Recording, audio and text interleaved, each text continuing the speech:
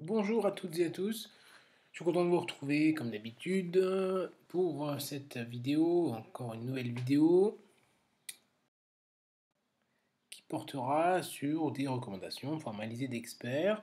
Donc une recommandation qui est parue en juin 2017 sur les traumatisés au niveau pelvien, donc traumatisés pelviens graves dans la phase précoce, c'est-à-dire dans les 24 premières heures. Ce topo est donc construit sur la base de données de cette recommandation d'experts que je vous conseille de lire pour avoir plus de détails, même si je vais développer un petit peu tout ce qui a été marqué dedans. Alors pourquoi faire des recommandations?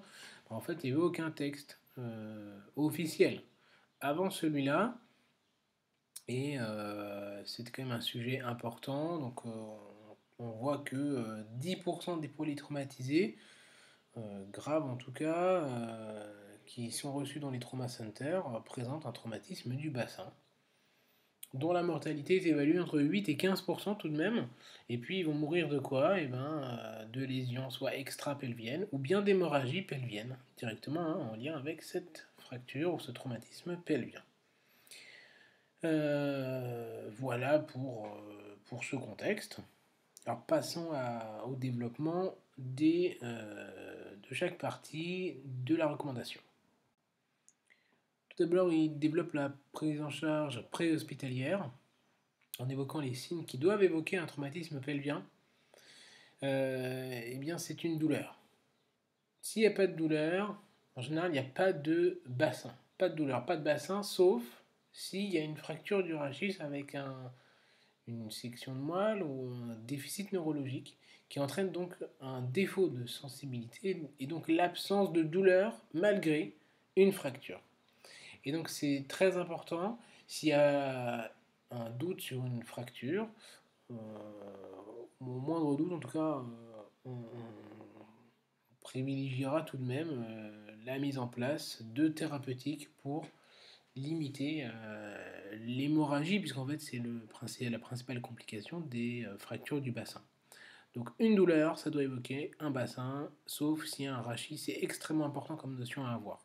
Si le patient est inconscient, c'est un critère de gravité, ou s'il y a des signes de choc, il peut y avoir une hémorragie qui provient, le foyer peut provenir d'une fracture du bassin. La mortalité, en fait, elle est surtout liée au choc hémorragique, puisque un choc hémorragique, ça multiplie la mortalité par 3, entre 3 et 5. Les critères de gravité à rechercher, donc c'est des critères de gravité clinique. C'est une fracture qui est ouverte, donc il faut regarder s'il y a un bassin, on déshabille le patient. Alors parfois, effectivement, c'est net, c'est clair, on sait que c'est ouvert, mais des fois c'est plus délicat. C'est associé à une autre lésion grave, donc là je vous laisserai voir les autres topos. S'il y a un choc hémorragique, donc effectivement, je vous l'ai dit, ça multiplie la mortalité par 3 à 5. Et puis d'autres critères, ça peut être tout simplement la cinétique, l'histoire. Si c'est un AVP à 90 km/h non ceinturé, éjecté avec des, euh, des personnes qui étaient dans le même véhicule décédées, évidemment, c'est plus grave que si c'était à faible cinétique. L'âge est aussi un facteur de gravité. Et si jamais donc il y a des signes qui peuvent évoquer un traumatisme pelvien, il faut mettre en place la ceinture pelvienne. Alors, ça peut parfois, en cas de certaines fractures, qui ne sont pas des fractures du bassin, mais c'est une fracture de hanche, par exemple, fémorale, ça peut aggraver la fracture. Donc, c'est un petit peu. Il vaut mieux la mettre en cas de doute que ne pas la mettre. Et où elle se met au niveau des trochantères. Donc, en fait, je vous ai dessiné avec un petit carré là au niveau du bassin anatomique où il fallait le placer. On ne le met pas en haut, parce qu'en fait, en haut, ça ne sert à rien. Et c'est une pose qui doit être douloureuse. Alors oui, ça fait mal quand on pose une ceinture pelvienne, mais c'est normal, puisque le but c'est de limiter le saignement. Alors l'examen clinique, je ne vous l'ai pas précisé, mais je vous ai dessiné un livre. On se met au niveau des crêtes iliaques, on saisit les côtés et on vient refermer une fois et on sent s'il y a une instabilité ou pas. C'est pas le petit truc, peut-être que ça bouge ou pas. S'il y en a un, s'il y a vraiment une fracture du bassin, ça se sent, c'est net. Et on le fait qu'une fois, on joue pas avec, on n'écarte pas, parce que là c'est dramatique, on fait des lésions terribles. Alors concernant l'orientation et la prise en charge, il faut que ce soit un transport médicalisé vers un trauma center, surtout si c'est une fracture ouverte. Et en fait, l'orientation dans un trauma center permet de réduire la mortalité de 30%. Ensuite, concernant l'échographie, l'imagerie, en fait, tout le but de ces recommandations, c'est d'éviter la mortalité par hémorragie. Alors la réflexion de l'imagerie, c'est par rapport à stable ou pas stable. S'il est stable, ça veut dire qu'on a le temps. Donc on fait une imagerie, ce qui permettra d'être beaucoup plus performant par un scanner. Et un scanner, c'est possible injecté. Donc thoraco-abdominopelvien injecté. Si le patient est instable, à ce moment-là, on fait une radiographie du bassin et on fait une échographie, qu'on dit EFAST, qui permet de rapidement évaluer un saignement intra-abdominal. Alors, en faisant la radiographie, si on constate que l'échographie ne montre pas de saignement, et s'il n'y a pas d'épanchement thoracique non plus, c'est probablement, s'il y a un foyer hémorragique, ça vient du bassin. Donc on fait l'échographie au point, donc en fossiliaque gauche, fossiliaque droite, on regarde les hypochondres, en épigastre, on monte au niveau thoracique, et en suspubien aussi, je ne vous l'ai pas dit, mais là on voit rien. S'il n'y a pas de saignement, c'est soit que le saignement fait moins de 500 cc, parce qu'on peut méconnaître un saignement de moins d'un demi-litre, soit s'il n'y a effectivement pas de saignement, c'est probablement un bassin. Ou alors ça peut être un rétropéritonéal, c'est un peu plus sioux, mais bon, il faut y penser aussi. S'il y a par contre un hémopéritoine plus un bassin qui est stable, clinique, hein, dans ces cas-là, ça ne veut pas forcément dire que c'est un bassin, parce qu'en fait, dans 70% des cas, le foyer est abdominal. À avoir en tête tout de même. Ensuite, encore un détail sur la FAST écho.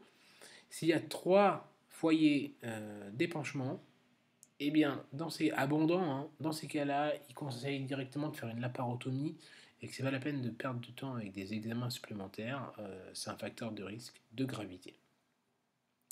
La valeur prédictive positive de l'échographie est énorme, hein, on arrive à 97%.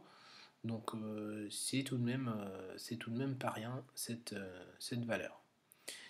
Il faut aussi regarder grâce à l'échographie la mesure de la symphyse pubienne, pour voir s'il y a, donc je vous ai mis une flèche avec l'échographie là avec l'abdomen du personnage, pour voir s'il n'y a pas une fracture en open book. Alors un open book c'est quoi? C'est au niveau du pubis, s'il y a un écartement, une distance qui est augmentée entre les deux os pubiens, entre la jonction pubienne, et bien dans ce cas-là, c'est une fracture en open book. On peut le voir, hein, même cliniquement des fois. Et comme je vous l'ai dit, hein, ça permet d'évaluer un autre foyer hémorragique. L'échographie. Là, un petit point sur la notion d'injection de l'imagerie. Ça permet de déterminer l'origine du saignement, ce qui est primordial en fin de compte. Donc, il est recommandé de réaliser, si c'est possible, si le patient est stable, le scanner TAP avant une éventuelle artériographie pour une embolisation. Hein. Donc c'est quand même mieux, ça permet d'avoir l'origine du saignement. Maintenant, des fois, on n'a pas le temps. On verra après pour la thérapeutique. Ensuite, ils évoquent l'imagerie du bas appareil urinaire, puisqu'il peut y avoir des lésions. Hein. Je vous rappelle, fracture du bassin, donc on est quand même assez bas. Des fractures de l'urètre, par exemple, ou du pelvis. Dans ces cas-là, il faut discuter l'opacification rétrograde. Donc on va injecter un produit à travers les voies urinaires d'un produit de contraste au niveau de l'urètre et de la vessie pour voir s'il n'y a pas une lésion. Alors quand est-ce qu'on fait ça? S'il y a un possible traumatisme ou une possible lésion de vessie, quels sont les signes qui nous évoquent? S'il y a une dysurie, s'il a du mal à uriner, ok. S'il y a un problème de saignement, si on voit qu'effectivement il y a du sang qui sort de l'urètre, ça paraît évident. S'il y a un empattement, si on sent quelque chose d'une consistance un peu bizarre, en suspubien. Et s'il y a une plaie au niveau de la vessie, à ce moment-là, il faut quand même faire cet examen. Sinon, s'il n'y a pas de signe, en faveur d'un traumatisme de vessie, dans ce cas-là, ce qu'on peut faire, ça se discute, on peut clamper la sonde urinaire, donc si on le sonde, hein, avant la réalisation du scanner TAP. Alors des fois on n'a pas le temps de le sonder avant le scan TAP, hein, ça peut tout à fait se comprendre, des fois il n'y a pas d'intérêt, mais ça peut être une chose. Ou s'il y a une réévaluation par un scanner TAP, ça peut se faire. Comme ça on clampe la sonde, et si on voit qu'il n'y a toujours pas d'urine, soit il est en choc, c'est possible, hein, soit il peut y avoir une lésion. Le saignement il est d'origine veineuse, dans 90% des cas, et moins fréquemment artériel. Voilà, donc les lésions du bas appareil urinaire, hein, ça concerne que 4% des traumatisés du bassin. Ça n'engage pas le pronostic vital, mais c'est une prise en charge qui est assez complexe. Et souvent, c'est aussi en lien avec des fractures un peu atypiques.